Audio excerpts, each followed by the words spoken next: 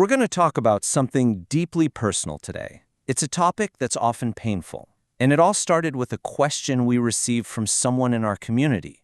A question that, honestly, speaks to a wound that so many people carry. Here's what they wrote. Hello, dear people. How can I forget and forgive my mother for many things from my childhood? They still weigh on me. You know, that last part, they still weigh on me. Wow, that is such a powerful way to put it. It really speaks to this burden, right? A weight from the past that you're still carrying around in the present. And if that phrase resonates with you, I just want you to know you are so far from being alone in this.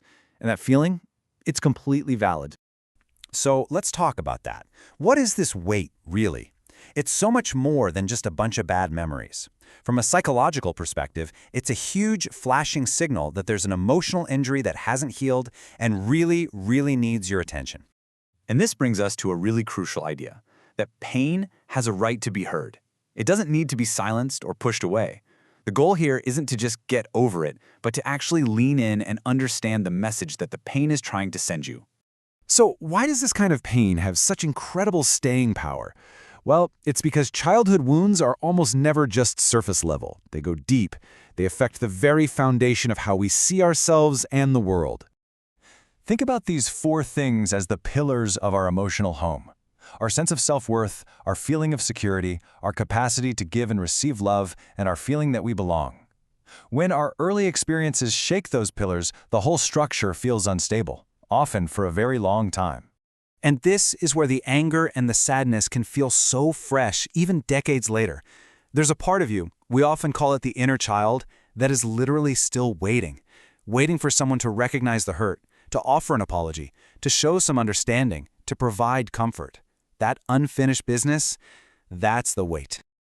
Okay, so this leads us to these 2 really loaded words in the original question, forgetting and forgiving.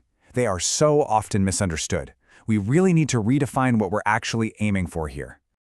Let's be crystal clear about this. Forgiveness is not about condoning what happened. It is not about letting anyone off the hook, and it is absolutely not about pretending that the harm that was done wasn't a big deal. To do that would be to betray your own experience, and we're not going to do that. So let's bust a couple of huge myths. The goal is not to forget the past. Psychologically, that's almost impossible anyway. The real goal is to be able to remember what happened without that sharp, stabbing pain. And here's the biggest reframe of all.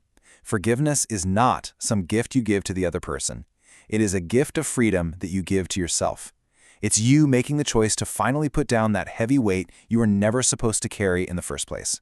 So you might be thinking, okay, how do I even start down that path? Well, the really empowering thing here is that this is an internal journey. It's a process that you have control over, whether or not the other person ever changes, apologizes, or even understands. So here's a 4-step framework that can help guide you through that internal process. Let's break down each one of these. First up, allow your anger. So many of us are taught to see anger as a bad emotion, something to be squashed.